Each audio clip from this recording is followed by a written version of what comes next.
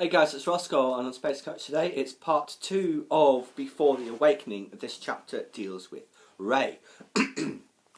Now, she is scavenging on Jakku in the Graveyard of Giants. In this new Star Wars universe, the final battle between the Empire and the Rebellion, which became the New Republic, that took place about a year after Endor, where they destroyed the second Death Star, over the planet Jakku. The Empire was routed. It committed far too many of its ships to the attack. The rebels managed to find a way through. They do have a way of doing that. And many of the Empire and Rebel ships end up crashing onto the planet, into the desert, and that is the graveyard we see in The Force Awakens. Now, Rey is scavenging, trying to avoid other scavengers, and to earn enough that she can trade in for meal portions from Unkar Platt, that she won't starve to death. Although she does often go hungry all the time, of course, trying to make her food last as long as possible. Now, she's on one of her scouting expeditions and she's climbed the top of one of the crashed Star Destroyers when she sees a glint far off in the distance. When she makes her way over there, it's another ship that's suddenly been uncovered by a sandstorm. It's been there for years, but the shifting sands, it swallows it all the time. Like when Finn and Poe's TIE fighter gets swallowed. That sort of thing.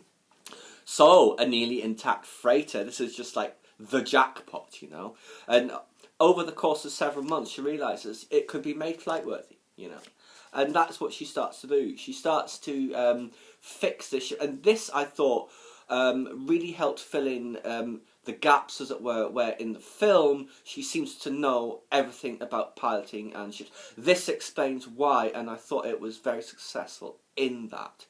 Now, she does manage to restore lots of the ship, but she's then discovered by two other scavengers, and they agree to help her as basically in exchange for a ticket out of that hellhole. So they know where there's like repulsor lifts and all that sort of thing. So they can all work on getting this ship made flight-worthy. Now, she thinks constantly that they're going to steal the ship from her, but they don't, over it must be almost a year or so, I guess, that it follows. She slowly starts to trust them a little as the ship is restored. And eventually the ship is made flight-worthy. And like I said, the other two, they just want off-world, to get away from that planet.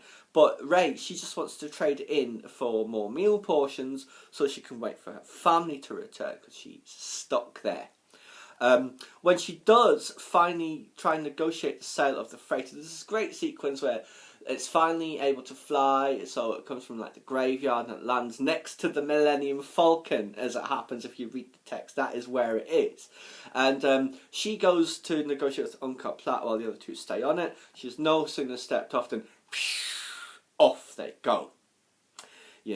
And it's a real shame. She's back to square one, She does actually have her goggles. The goggles that you see in the trailer, she gets that from the ship that she finds, So, like I said, she's back to square one, stripping wrecks, living on starvation rations, and there's no apparent end in sight. Really enjoyed Rey's journey throughout the Star Wars film. As I said in the previous video, she wasn't my favourite of the new characters, but she was awesome. Next chapter is going to be about Poe.